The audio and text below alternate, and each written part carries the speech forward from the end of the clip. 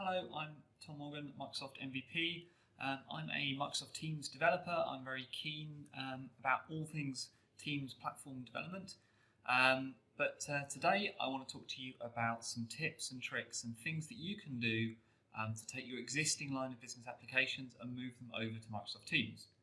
Why might you want to do this? Well, Microsoft Teams is where your users are going to by any of the numbers. You know, it's this really growing business application, fastest growing business application in Microsoft's history so far, and people are migrating over to Teams. Users are finding Teams is a really good place to get work done. They're having these engaged, collaborative experiences, but then all too often they need to go somewhere else to access the legacy kind of line of business applications and all the data and information that's locked up in those silos.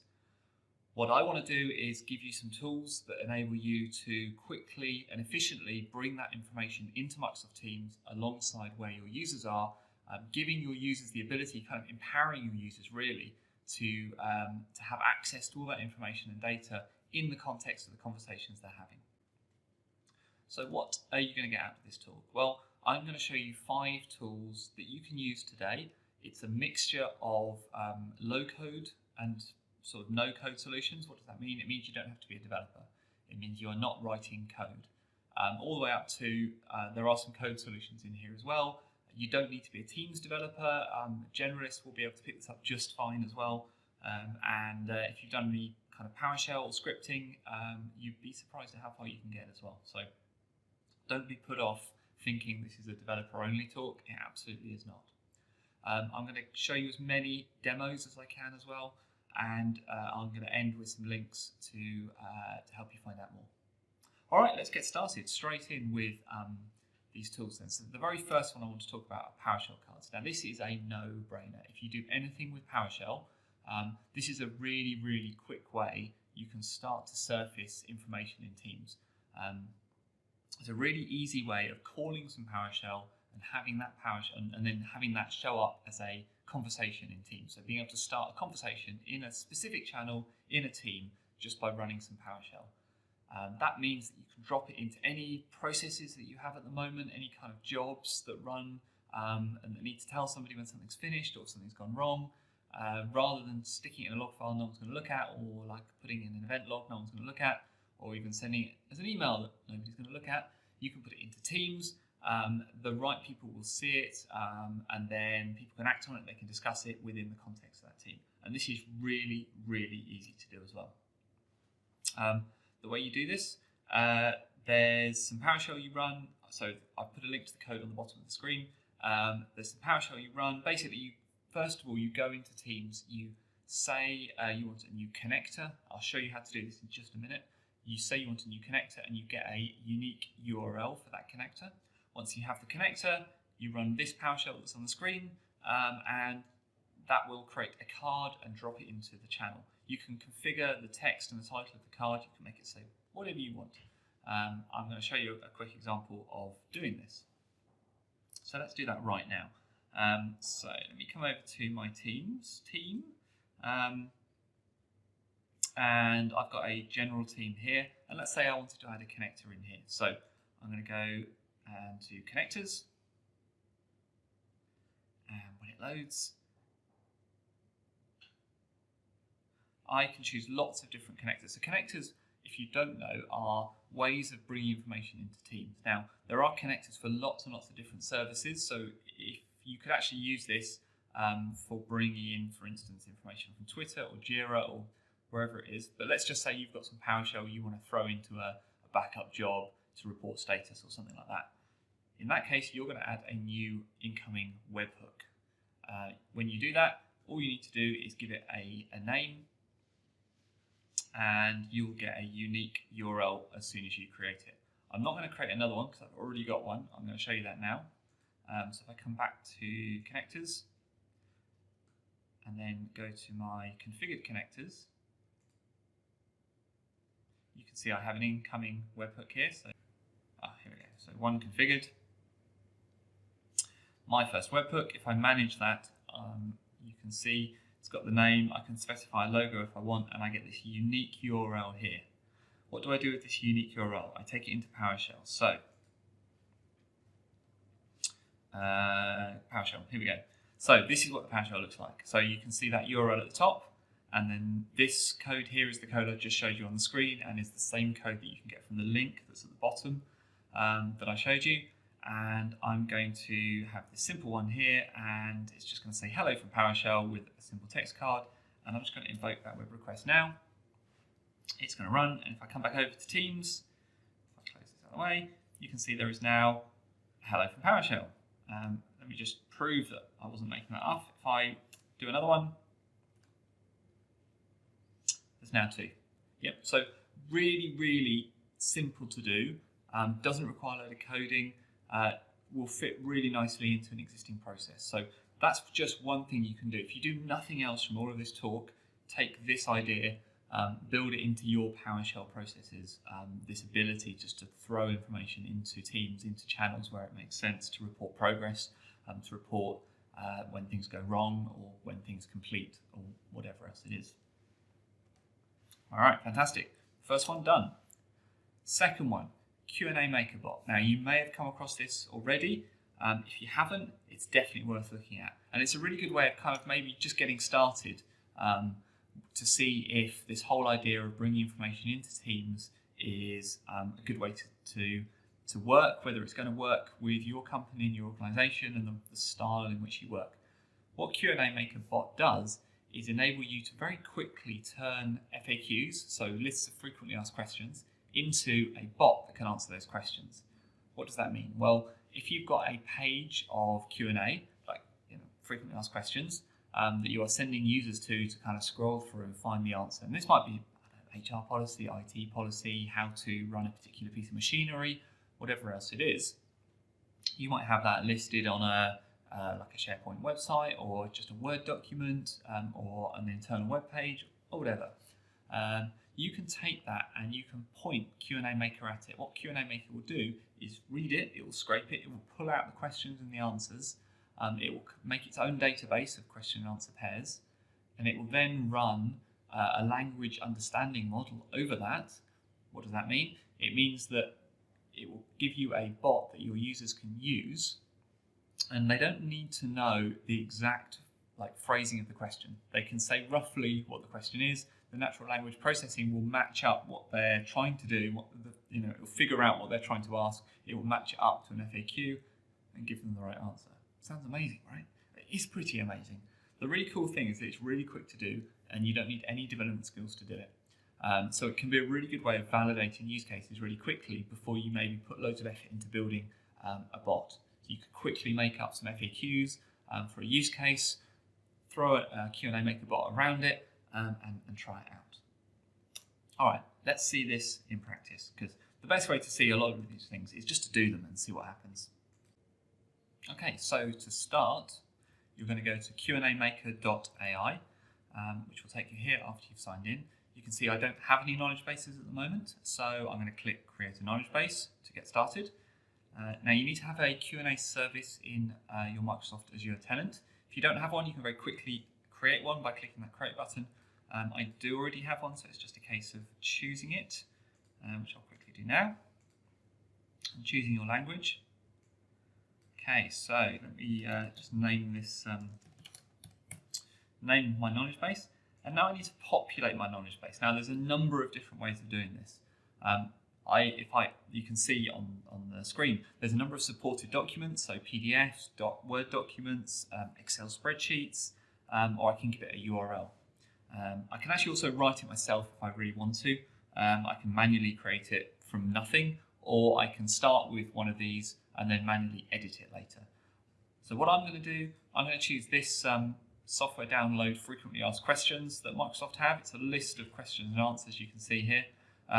It's slightly formatted as well, which is interesting. The Q&A Maker is clever enough to kind of look at that and work out what's going on. So I'm just going to take this entire URL here and I'm going to give it to Q&A Maker and say, make me a bot out of those FAQs. Some chit chat. So this is interesting. So the chit chat is it's the kind of hello, goodbye, what's going on, what do you do, and it kind of ensures that your bot always has something to say and doesn't just kind of completely fall over if it doesn't know what to do. Now, you are able to kind of set the tone of your bot here. So what does that mean? Well, it just means it's kind of in the phraseology and the words and the sentences that get returned. And depending on your use case, you might choose like a witty one or a professional one, enthusiastic. I'm going to go with enthusiastic for this bot. All right, so far so good. I'm going to click the Create a Knowledge Base button. What's happening right now is Q&A Maker is going to that URL, it is scraping all those question and answer sessions, it's turning it into a bot, it's doing that natural language processing, it's adding in all that enthusiastic chit chat, and it's going to come back with a bot that we can test. Okay, we're done. We have a knowledge base. You can see how Q&A Maker has pulled out the questions and the answers here, which is kind of interesting, but what we really want to do is click Save and Train. This is before we make any changes. What you're supposed to do is kind of look through the knowledge base, make sure everything looks all right, but we're going to jump ahead a little bit and we're going to go straight to test. Let's just say hello and just see what this bot does. Oh, it says hi. I guess that's the enthusiastic part of it. I could say, how are you? I'm not really sure what it's going to say. Oh, awesome. Thanks for asking. So that's all the chit chat stuff. It's kind of built in. You get it for free. It just means your bot is always responsive. But if I now start to ask something specific to this domain, which is all about kind of downloading Windows things, I think. So if I was to say, do I need 64-bit or 32-bit versions? Now, that is not a question that's in the FAQ anywhere. So that specific question won't be in that page, but there are some questions around that and around like what the difference is between them. So this kind of badly phrased, badly spelt question has been picked up by Q&A Maker and it's returning me the right answer, even though that specific question actually isn't in the list. So this is really powerful. So you can take this bot, this is what we're doing in here in the dashboard is kind of just for testing. I can click inspect on these answers and I can see for this one what the most appropriate answer is. I can actually change it as well. If I wanted to train the model, I could give it a different answer from some others that it chose. I can add alternative phrasing just to make the whole thing smarter. So if you invest a little bit of time in here, you can make these really, really really good, really accurate, and a real good source of information for users. When you're done, you can publish them. Publishing gives you a couple of different options. When you publish it, you get a few things. You get an API endpoint you can hit. So you can, if you wanted to, you can write your own code just to kind of send questions to this service and get the answers back. You can also embed it inside a web page. You can add it as a bot. You can flow it through things like Microsoft Teams if you want to as well. So really kind of powerful mechanism for very quickly taking an existing source of information and building a bot around it. And again, doesn't require any development skills. Doesn't require you to kind of know anything about how Teams development works. Just requires you to put in a little bit of time curating a good knowledge base of Q&A. All right, on to number 3, the Bot Framework Composer. So what is this? So first of all, let's take a step back slightly because we are now going a little bit from the no code into the low code and are beginning our ramp into code. So Bot Framework Composer. So let's take a step back slightly. What's the bot framework? Well, the bot framework is the mechanism by which you build bots on the Microsoft, on the Azure platform. And it's a kind of catch-all name for lots of different things. It's the general idea here is that you don't write a Teams bot and a web bot and a bot for Skype for Business and a bot for Slack and a bot for sending SMSs or anything like that. You write one bot against the bot framework and then you plug that bot into a number of different supported channels. And that's really good because it means you don't have to deal, as a developer, you don't have to deal with all the horrible intricacies and weird ways in the way all the different channels work. Because if you think about it, bots are available on a number of different channels. And that list is growing all the time. So by building your bot against the bot framework, it gives you like an abstraction that you can then enable for various different channels. And it's a kind of write once, work anywhere model. Bot Framework works really well with cognitive services. It works really well with LUIS, which is the language understanding model. In the example we just saw with Q&A Maker, all of that natural language processing work is being done by LUIS under the hood. That is available to you to drop into your code, so you could build a bit like that Q&A bot. You could build that completely from scratch if you wanted to, using the Bot Framework and LUIS. It's absolutely a thing you can do, and it's all part of an ecosystem of tools that work together. That ecosystem of tools is growing constantly. Right now, there's the list on the screen of all the different ways that the Bot Framework kind of plays together nicely with other components, and all of these things kind of make up the overall Bot Framework. So one of these is the Bot Framework Composer, and this is really new. It was announced at Microsoft Ignite in 2019, so a few months ago, and it enables you to build Bot Framework bots using a nice UI. So previous to this, you could build Bot Framework bots, but you had to be a developer. You had to know how to develop code. There were samples, there were tutorials, and they were great, and you could start there and develop and build on them. But at the end of the day, you were writing code, you were compiling code and publishing it. You're still doing that with the Composer, but there is now a UI layer on top of it that enables you to build simple bots using like a drag and drop model. Why is that useful? Well, it means that actually you probably maybe don't need to be a developer to get started building bots, or you could have your business users, your power users, your process people build bots and then give them to developers to kind of continue and finish and build in all the error logging and all the important stuff. Because actually when you're building something with the Bot Framework Composer, it's building real bot code underneath. So you can absolutely start in the Composer, make some changes, build up a simple working bot, and then drop into code to make your final changes or to extend it or to do anything else with it.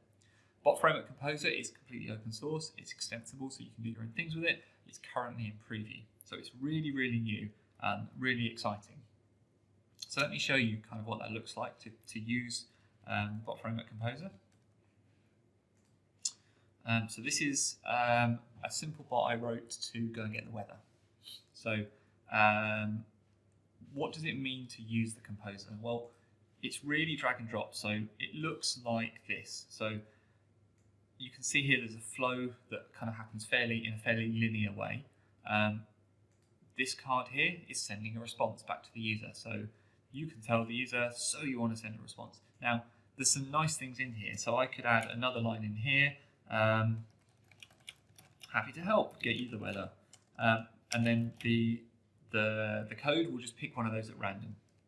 And it just makes your bot a little more lifelike, a bit more interesting than it always saying the same thing all the time. So I can send responses. I can ask questions. So in my weather bot, I kind of need to know, where the user is going to get their weather for. What part of the world are they interested in the weather? So I can ask that question. I can put the answer in a variable, and I can use that variable later. I can send HTTP requests really easily. So in a weather bot, and many bots actually, being able to send like a simple HTTP request just to go and find the information you need, you'll give it back to the user, is kind of all you need out of a bot. So I think in many cases you will be able to build your bots just using the Composer, which is really kind of cool. And it supports branching, it supports a bunch of things to enable you to build bots quite quickly, quite easily. I'm not going to spend loads and loads of time on this. This is an entire talk by itself, the Bot Framework Composer. I just want you to know that it exists, that you can get started building bots using the Bot Framework without needing to necessarily understand the code of how Bot Framework works. If you want to understand the code of how Bot Framework works, you absolutely can do that. This is also a really good place to start though, build up the things you want to do, because this is just creating code underneath that you can download, you can put into Visual Studio, and you can look at. So I can see a testing emulator button. That's going to open the Bot Framework emulator. This is a nice way of testing locally before you publish your bot using the Bot Framework. It's like a nice local emulator you can use.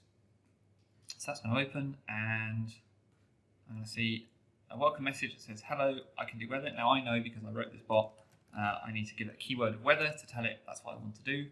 And you can see it says, happy to help you get the weather, which is the thing that I just wrote in actually. It was one of the two options it could have said. And now it's saying, where do you want to get the weather for? So we're into that asking the question. So I'm going to say London. It's going to make that HTTP call, come back and tell me that in London it's 6 degrees and it's lightly raining, which doesn't sound much fun. So really kind of nice, simple bot, but very easy to make using something like the Composer. Saves you bringing in a team of developers to just and it might just be validating a simple use case, seeing if like an application is worth building. But actually you can get really, really far using the Composer. You can build very complicated bots. You can share different dialogues, you can share skills. You can have a mixture of bot framework code written in the Composer, bot framework code you've written yourself, mix and match between the two, throw users between them. It's really kind of powerful. So that's definitely worth looking at if you're wanting to get into the bot framework world, or even if you're in it already and you're wishing, I wish there was a UI Composer I could give to non-developers as well, business leaders and kind of power users as well, to help them change and kind of either manipulate existing bots or build new bots from scratch. So really, really powerful. All right, on to number 4, messaging extensions. So I think messaging extensions in Microsoft Teams are really, really interesting and a little bit underused. So what do I mean by messaging extensions? Well, it's just one of the ways that you can extend Microsoft Teams, but it's a great way for bringing information from line of business systems into Teams, because it brings data into the context where users are talking. And it's very easy to build. It's very similar to building a Teams bot. If you remember, or if you think about how you write a Teams message or reply to a Teams message, down the bottom where you've got the Compose button, the Compose text box, underneath you've got the buttons for things like images and GIFs and memes and stickers. You can put your own icon there to add your own messaging extension. So you can conceptually have a button there for users to access your line of business system, which they can do, and then you can search that line of business system for information, pull it out and drop it into the conversation as a nice card. It's very easy to do. So we are kind of moving a little bit into kind of real code now. So if you've got any existing bot framework code, bot framework bots, and they can include the ones that you just made with your Composer, have a look for the handle invoke method, because that's where you can look and see, is this an activity type? So the way it works when you set up your messaging extension in Teams, you can set up one or more parameters. I'll show you a demo in a minute and you'll see what a parameter is. But that's the thing that, it's information that your user gives you. That then goes to a bot. And it's a bot endpoint just as if it was a chit-chat bot, like a bot that users talk to. This instead, it's a messaging extension bot. So it can be the same bot, the code is the same, you can see on the screen, right? So the handle invoke method has a specific activity type for whether it's a Compose extension query. So you can, at that point, go somewhere else in your code to handle it. When you do handle it, you can see here, you can pull out the information of what the Compose extension query is, and you can have access to those parameters to then do whatever it is. You can see in my case, I'm looking at the product catalog for the search term. So kind of straightforward, right? But actually it's really powerful. Let me show you a quick demo. So if we go into Teams again, I've got a messaging extension down here, you can see. These are the standard ones, and then these are the ones I've added. This is my one, and it's a product catalog extension. So imagine I have a catalog of products that I talk about in my company all day long. It would be really useful to not have, every time I mention a product code, not to have everyone who reads it have to go off to the product database and figure out what it is I'm talking about. So I can have this is a Compose extension, and this here, the product code, this is a parameter. So that's an example of a parameter. So as a user, I'm going to type something in here. Let's say the start of a product code.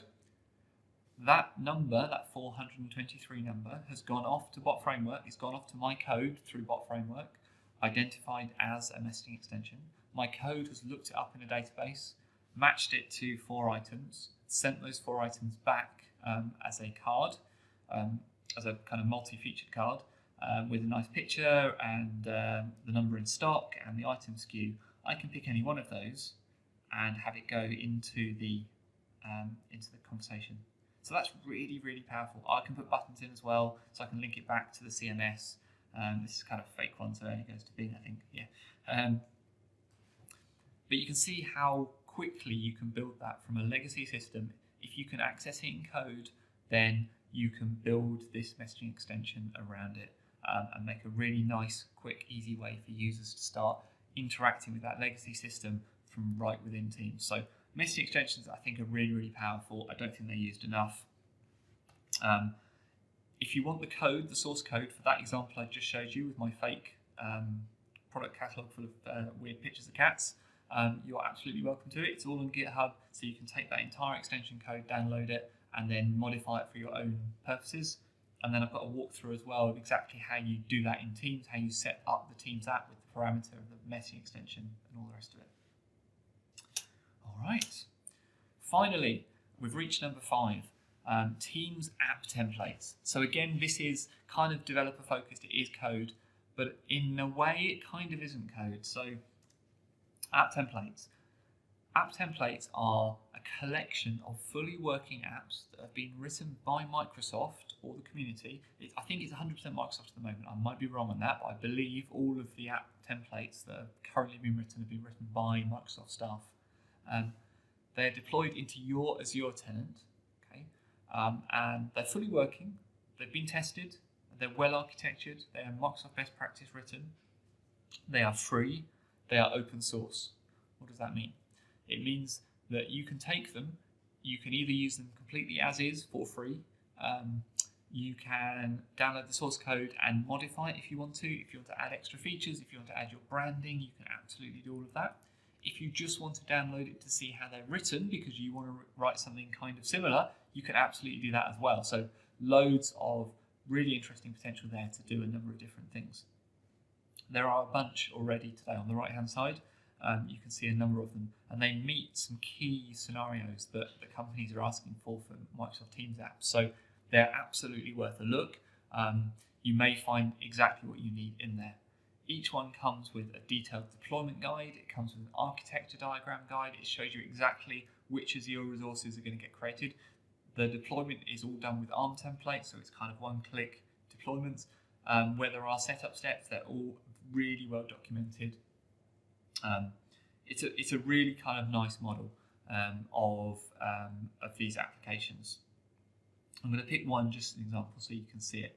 They kind of take too long to go through all the setup. It takes kind of 45 minutes, maybe an hour to do the actual setup of one. I've done some videos, like you can find them if you want. I think that link at the bottom has them. But let's just focus for a second on list search, which is just one of the apps. So list search is a great idea. So what it does, it's a messaging extension, really much like the one I just showed you, except that it brings data from SharePoint lists. So everybody has data locked up in SharePoint lists. So what this does, it enables you to access those SharePoint lists, which might be lists of company names or accounts or leads or whatever else it is, and brings them into Microsoft Teams. And it's very easy to set up. So you can see like a little video on the screen at the moment of exactly how it works. That's been looping whilst I've been talking. But let me just go to that link that's on the screen, and I will show you exactly what you get when you get one of these apps. So this is the landing page for app templates, and I'll put a link to this at the end. And you've got all of the different apps listed here, and list search is the one we're going to talk about. And it's got a GitHub link, takes you here. Now don't be put off by this if you're not a developer. Don't be put off by the fact we've just suddenly landed in GitHub. Just scroll down a bit, and this sort of starts to make sense again. You'll see the same video. You'll see documentation, deployment guide, architecture. So let's look at the deployment guide first. So this is what I mean by it being simple and easy to follow. If you can follow instructions, you can deploy these apps. You don't need to be a developer.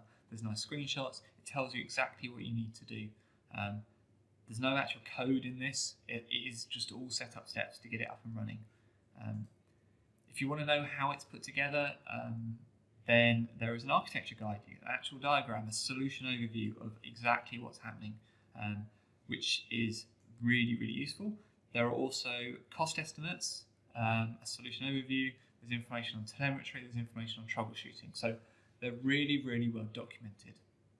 The other thing, if we come back up to the top, oops, I don't send you off somewhere. This is the actual code. So you can download the code of how this works, and you can either look through it and just learn from it, or you can change it. You can, like I say, you can add your branding, you can customize it, you can add new features.